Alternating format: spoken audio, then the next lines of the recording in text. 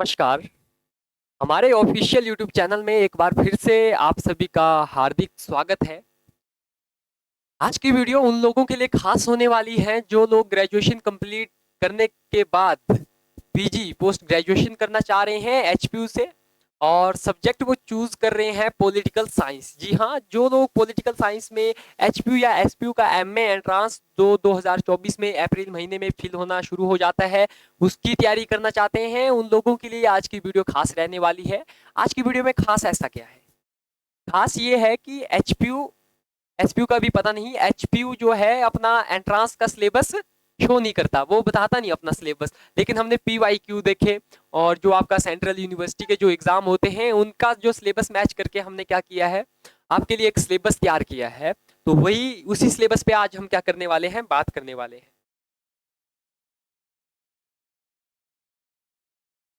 Syllabus तो सबसे पहले आपको डब्ल्यूपीटी पढ़ना है, वेस्टर्न पॉलिटिकल थॉट्स, पाश्चात्य राजनीतिक विचारक, जिसमें आपको प्लेटो, अरस्तु, मैकियावेली, हॉब्स, रॉल्स,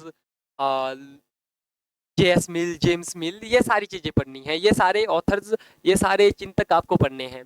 ये पहले नंबर पे हमने क्या पढ़ना है, वेस्टर्न पॉलिटिकल फिलोसफी पढ़नी है और ये मोस्ट इंपोर्टेंट है, लिख लीजिएगा, मोस्ट इंपोर्टेंट है एचपीयू के एंट्रांस के हिसाब से। उसके बाद हमें पढ़ना है इंडियन पॉलिटिकल थॉट, आईपीटी। इसको भी आप मोस्ट इंपोर्टेंट मानिए, क्योंकि मैक्सिमम क्वेश्चन जो मैं बता रहा हूँ 100 नंबर का आपका क्या होता है, एंट्रांस टेस्ट होता है। एक क्वेश्चन आपका 1 नंबर देता है, नेगेटिव मार्किंग आपकी होती नहीं, ठीक है। तो ये मैक्सिमम क्वेश्चन आएंगे इन दोनों से। फिर उसके बाद पॉलिटिकल थ्योरी आता है, राजनीतिक विचारधारा, राजनीतिक धारणाएं, स्वतंत्रता, समानता, संप्रभुता, जो भी है इसी में आपको पढ़नी होती है। फिर आईआर आता है, इंटरनेशनल रिलेशन आता है, इसमें आपको भारत का दूसरे देशों के साथ क्या संबंध है, वो सारी चीजें आपको इसके अंदर पढ़नी पड़ती है। फिर आता है इंडियन गवर्नमेंट एंड पॉलिटिक्स। इसमें मेनली आपको कॉन्स्टिट्यूशन को पढ़ना है और इसको आप मोस्ट इंपोर्टेंट मान के चलिएगा। जो मैंने ये बताया आपको आईपीटी, ये चीजें याद रखिएगा, आईपीटी प्लस डब्ल्यूपीटी प्लस आईसी, ठीक है। मतलब Indian political thinker, western political thinker और इंडियन कॉन्स्टिट्यूशन।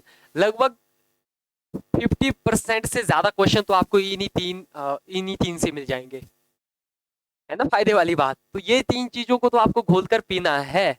चलिए आगे देखते हैं, आगे आपको क्या क्या पढ़ना है। और दो ही चीज आगे बचती है आपकी, एक पढ़नी है आपको फिर कंपेरेटिव गवर्नमेंट, कि भारत के राष्ट्रपति का निर्वाचन होता है, ठीक है, वो कैसे होता है, अमेरिका के राष्ट्रपति का निर्वाचन कैसे होता है, महाभियोग लगता है वो कैसे लगता है, एक देश की तुलना, मतलब एक देश की शासन प्रणाली की तुलना किसी दूसरे देश की शासन प्रणाली से हमें करनी है।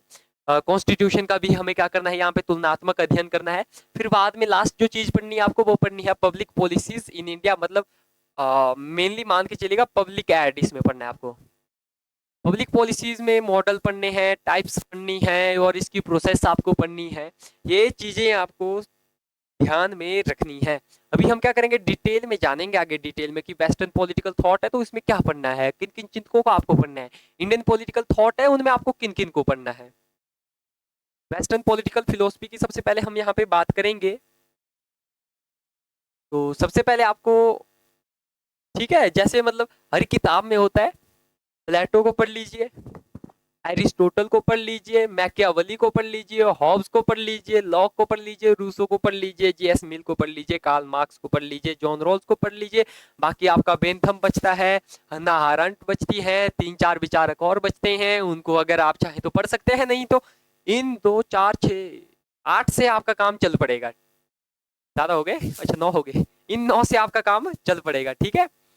ये जो मेनली आप मान के चलते हैं ना, एक एंट्रांस होता है, लगभग 250 प्लस यूनिवर्सिटी जो है इसमें ऐड होती हैं, वो होता है आपका CUET PG, common university entrance test post graduation.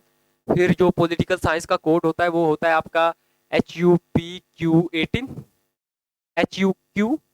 ठीक है, ये कोड होता है। इसका ये सिलेबस है, सेंट्रल यूनिवर्सिटी का ये सिलेबस है। उसी को बेस मानते हुए हम क्या करेंगे, एचपीयू का जो एमए एंट्रांस होने वाला है उसकी तैयारी करेंगे।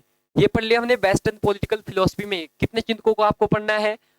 कुल मिलाकर चलिए 10 रख देते हैं, कुल मिलाकर आपको 10 राजनीतिक विचारकों को पढ़ना है।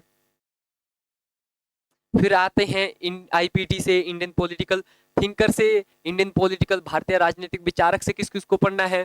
ठीक है, कौटिल्य को पढ़ लीजिए, सावरकर को पढ़ लेंगे, अंबेडकर को पढ़ लेंगे, महात्मा गांधी को पढ़ लेंगे, राम मोहन रॉय को पढ़ लेंगे। मेनली 2 4 5 इन 5 थिंकर के ऊपर हम अपना फोकस रखेंगे। बाद में बाल गंगाधर तिलक बच जाते हैं, एम.एन. रॉय बच जाते हैं। जितने भी बचते हैं उनको हम फिर एक नज़र में पढ़ सकते हैं, लेकिन मेनली आपको इन 5 के ऊपर अपना फोकस रखना है। उसके बाद बात करते हैं पॉलिटिकल थ्योरी में, राजनीतिक अवधारणाओं में हमें क्या पढ़ना है। राजनीतिक अवधारणाओं की बात करें तो कंसेप्ट ऑफ लिबर्टी, स्वतंत्रता की जो धारणा होती है उसे आपको पढ़ना है। वो ग्रेजुएशन से ही हम पढ़ रहे हैं, ग्रेजुएशन फर्स्ट ईयर से ही पढ़ रहे होते हैं। इक्वालिटी पढ़िए, समानता को पढ़िए, न्याय पढ़िए, सोवर्निटी पढ़िए, प्रभुसत्ता, सिटीजनशिप एंड जेंडर पढ़िए। दिया है सिलेबस, ठीक है, इनको पढ़िए। इनके मतलब इनसे ज्यादा पढ़ने की कोई आपको आवश्यकता वैसे नहीं है। पॉलिटिकल थ्योरी हमारी क्या होगी, कंप्लीट हो गई। मेनली मैंने कहा हमें फोकस कहाँ पे करना है, आईपीटी, डब्ल्यूपीटी और आईसी, इंडियन कॉन्स्टिट्यूशन के ऊपर हमें मेनली अपना फोकस रखना है। फिर इंटरनेशनल रिलेशन की बात करें, शॉर्ट में हम आईआर कहते हैं। रियलिज्म एंड लिबरलिज्म पढ़ लीजिएगा। उदारवाद और आदर्शवाद, इनको हमें पढ़ना है। नव उदारवाद, जितने भी इसके मतलब डीपली थोड़ा आपको इसमें जाना पड़ेगा। फिर कोल्ड वॉर पॉलिटिक्स, जो शीत युद्ध हुआ, शीत युद्ध की राजनीति के बारे में आपको पढ़ना पड़ेगा।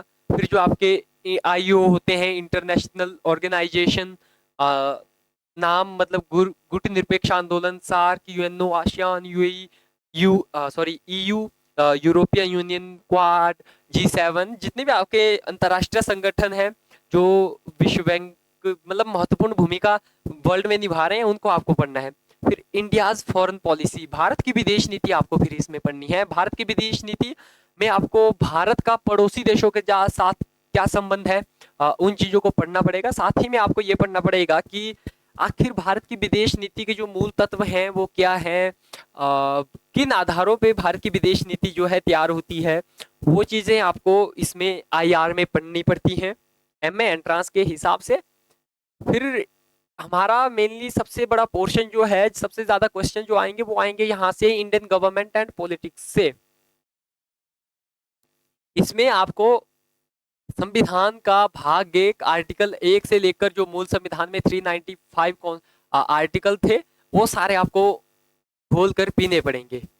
ये चीजें आपको क्या करनी पड़ेगी, मतलब इसको तो भाई साहब घोल के पी जाओ। भारतीय संविधान को आप चाहे एम लक्ष्मीकांत इसके लिए पढ़िए, डॉक्टर दुर्गादास बासु पढ़िए, कोई भी बुक आप पढ़िए, कोई इशू नहीं है, लेकिन आपको ये घोल कर पीनी ही पड़ेगी। 1 से लेकर 395 के आर्टिकल आपको याद होने ही चाहिए। चलिए आगे देखते हैं, कंपेरेटिव गवर्नमेंट एंड पॉलिटिक्स। इसमें मैंने कहा आपको एक देश की शासन प्रणाली का दूसरे देश की शासन प्रणाली के साथ क्या करना पड़ेगा, तुलनात्मक अध्ययन करना पड़ेगा।